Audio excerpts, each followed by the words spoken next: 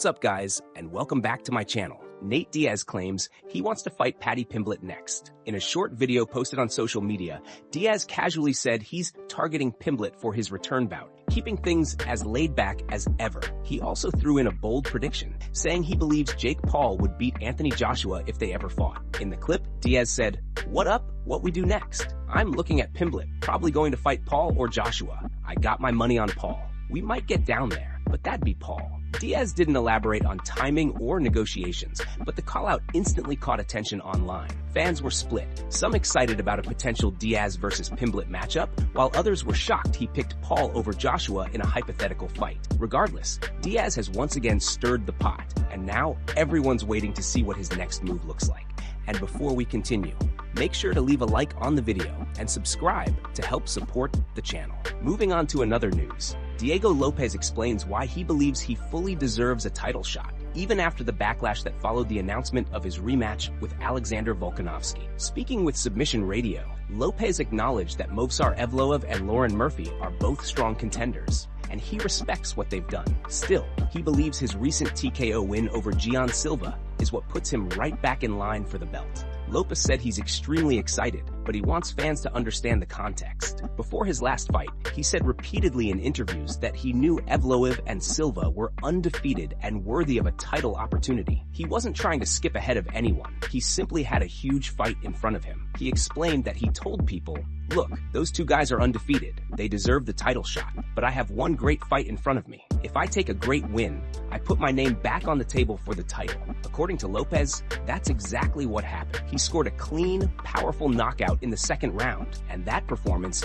in his eyes, earned him another chance. He said the win put his name right back into the discussion, and when the UFC came to him with the opportunity, he wasn't going to turn it down. Now, heading into his second shot at the title, this time in Australia, Lopes says he's more excited than ever. He apologized to anyone upset about the matchmaking, but made it clear that he did what fighters are supposed to do. He won convincingly, he stayed ready, and when the call came, he accepted. Moving on to another news, Carlos Prates found himself in a heated altercation during an appearance at the CFC event in Turkey. Things escalated quickly after Prates publicly criticized Mavlur Tif for withdrawing from his fight following an illegal blow. According to Prates, the situation didn't sit right with him, and when he voiced his opinion, tensions rose immediately. The clip from the event shows security stepping in as voices were raised and the confrontation became more intense. Shortly after the incident, Prates took to his Instagram story to explain his side of things. He wrote that the fighter gave up the fight and said he couldn't fight because of an easy illegal kick,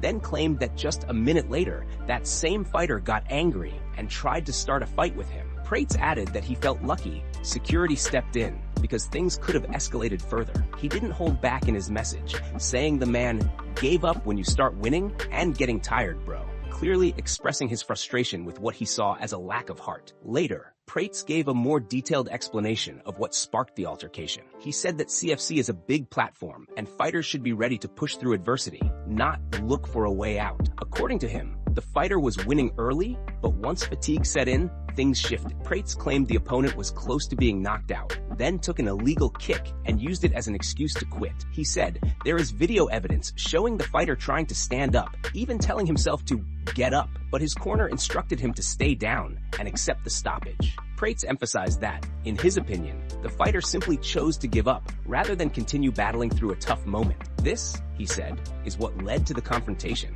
as he couldn't stay silent about something he felt went against the spirit of fighting. Moving on to another news. Dana White has finally broken his silence on the ongoing Arman situation, a topic that has split the MMA community over the last couple of weeks. Ever since the announcement of Paddy Pimblett versus Justin Gaethje at UFC 324, fans have been divided into two camps regarding Arman and whether he deserves the next lightweight title shot. Some argue that Arman shouldn't get a title fight due to his perceived unreliability in major events, pointing to moments like pulling out of a scheduled bout with Islam, nearly jeopardizing the UFC Qatar main event after the accidental head clash with Dan Hooker, and his recent inactivity, fighting only twice since 2024. They also bring up the incident where he punched a UFC fan at an event, which didn't help his case. On the other side, many believe Arman is being treated unfairly, emphasizing that he was ranked #1 in the lightweight division both before and after his win over Dan Hooker, and reminding everyone of the incredible performance he delivered at UFC Qatar. With such conflicting opinions circulating online,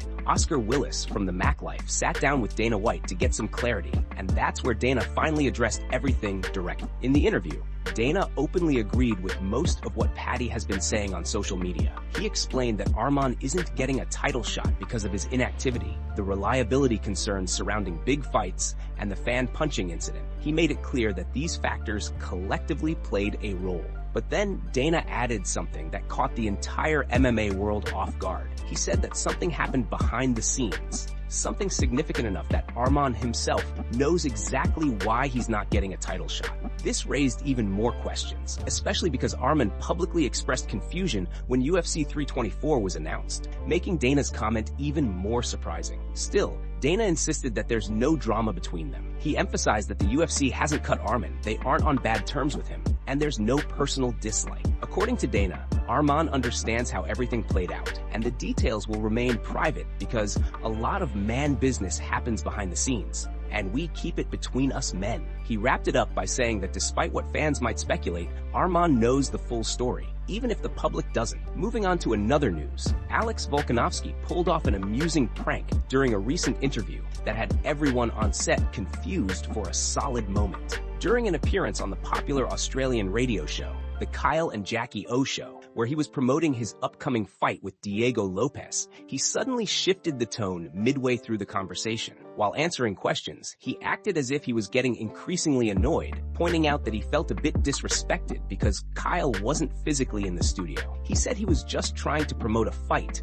and felt like they were taking the piss, which made the room instantly tense as he announced he was out and pretended to walk off the interview. The hosts were genuinely stunned, especially Jackie, who tried to figure out what had gone wrong. She was caught completely off guard, unsure if she had unintentionally offended him. The moment lingered just long enough to make everyone believe the situation was real. Then, with perfect comedic timing, Volkanovski returned and revealed the whole thing had been planned from the start. He admitted he had been sitting there the entire time thinking about how he was going to pull off the prank. He said they had set it up because he expected the usual playful banter where things could easily shift into a joking back and forth, giving him a perfect opening to fake being offended. But to his surprise, the hosts were asking genuinely thoughtful and well-framed questions throughout the interview. That made it harder for him to find the right moment to initiate the prank without it feeling forced. Volkanovski explained that while he wanted to commit to the bit, he kept thinking, actually, that's a good question, which threw him off more than he expected. Still, he managed to deliver the prank flawlessly, leaving the hosts, and later the audience, in disbelief before everyone burst into laughter once the truth came out. It was a perfect example of Volkanovski's sharp sense of humor, timing, and ability to keep things light even during a busy fight promotion schedule. Moving on to another news, Dan Hooker has sent a serious warning to Benoit Saint-Denis as he targets a quick turnaround following his submission loss to Arman last month at UFC Qatar. Just a few days ago, during an interview with Sporting News Australia, Hooker made it clear that he wants BSD next, and he wants to cause damage. He said he's hungry to break the momentum of young contenders, ruin their plans, and remind everyone that he's still a dangerous presence in the lightweight division. Hooker explained that he's feeling fit and healthy after the loss, despite going through 2 back-to-back hand surgeries that sidelined him for a long stretch. He talked about the frustration of a 1.5-year layoff, only to return against the #1 contender, someone he says everyone else had been avoiding. Now that he's back in the gym, sparring again, and feeling sharp after a full 5-round training camp, Hooker says he's ready for a violent fight. In his words, he wants to shave some years off BSD's life and ruin his hopes and dreams, emphasizing that he's not just looking to compete, he's looking to hurt. Then, in another interview with Main Event TV, Hooker doubled down on that message with a bit of dark humor. He said he's not concerned about his own health and safety,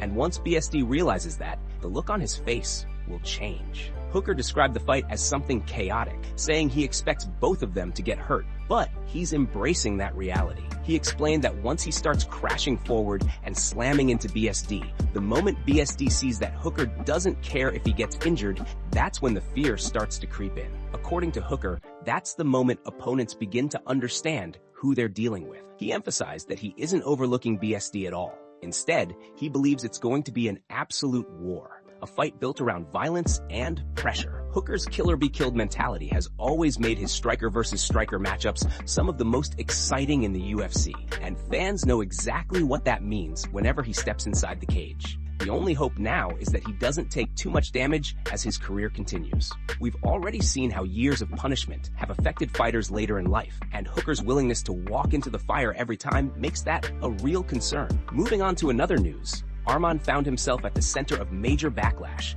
after a clip surfaced online that had fans questioning his honesty. Later in the day, Arman's nutritionist, Kape Nutrition, uploaded a behind-the-scenes video from the build-up to UFC Qatar. Fans immediately picked up on one particular moment. In the clip, Arman was joking around with his nutritionist and casually mentioned that he missed weight for the Islam fight. For those who remember, the official explanation at the time was that he had severe back issues that prevented him from cutting weight properly. But in this new footage, it sounded like Arman may have missed weight due to poor weight management rather than an actual medical issue, which raised a lot of eyebrows. Many began to wonder if this was the behind-the-scenes situation Dana White hinted at when he said Arman knows exactly why he's not getting a title shot. In the video, Arman said Kape Nutrition did work 100% this time, and we didn't miss weight like last time, then laughed it off, which only added fuel to the fire. Once the clip started circulating, the MMA community jumped at the opportunity to call him out. Some fans insisted he had lied about the back injury. Others argued he might have been joking, but with Dana's recent comments, many felt the joke sounded a little too real. The reactions online were brutal. One fan wrote, "Lamau, he actually did miss weight and played it off as a back injury. I see why Dana is giving him a hard time now." Another said, "Miss weight, but can't come up with a better excuse. Back injury." Someone else added, "Maybe stop eating giant croissants, dog." The criticism kept piling on, with fans pointing out the pattern: missing weight, the head clash with Dan Hooker, punching a fan, and now this clip. To them, it painted the picture of someone who keeps creating unnecessary problems, making Dana White's decision easier to understand. Some fans shifted their stance entirely, saying, "Can you guys stop complaining about him not getting another title shot now?" Others even joked that Dana was having a generational week, especially after people accused him of lying about Enanu, only for the truth to later surface. One viewer threw in a sarcastic apology to Nina Drama, who had been unfairly targeted when the initial back injury news broke.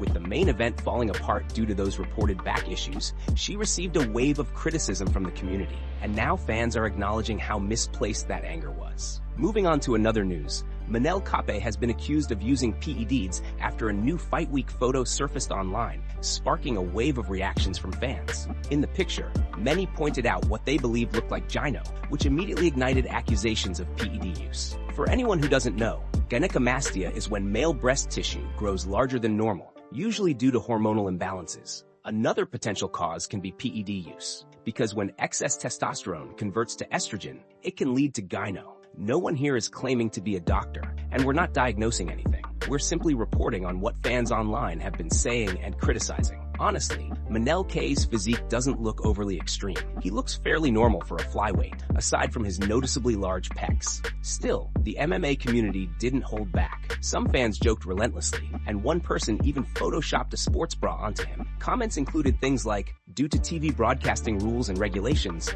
Manel Kape has been forced to wear a sports bra this weekend to prevent naked breasts from being shown on public TV. This will make him the first male fighter in UFC history to compete with his chest covered." Another fan wrote, "Might also be the fact he tested positive for 4. People continued piling on, saying, "Absolutely cruel for the UFC to choose the photo that shows Kape's gyno the clearest. And so, we just don't care about PEDs anymore?" One fan even claimed, "Royval is gonna beat the life out of this little roid cheat." Others said things like, "I tried to ignore it, but Kape definitely has gyno. Dude got it from roid use for real." And Manel the last bender Kape. Someone else added, "That isn't damage. That's symmetrical fatty deposit growth around the nipple. You see this in bodybuilding way more than in smoking or fighting." People even joked about what excuse he might use. This backlash is extremely similar to what Israel Adesanya dealt with back in 2020, when he had swelling in one pectoral muscle and was accused of gyno as well. Fans clowned him online the same way they're doing to Kape right now. Whether any of these accusations hold truth or not, the online reaction has already taken on a life of its own. At this point, Kape hasn't responded publicly, but the discussion continues growing across MMA social media, with fans debating whether it's PED-related, a medical condition, or simply an unflattering angle caught on camera.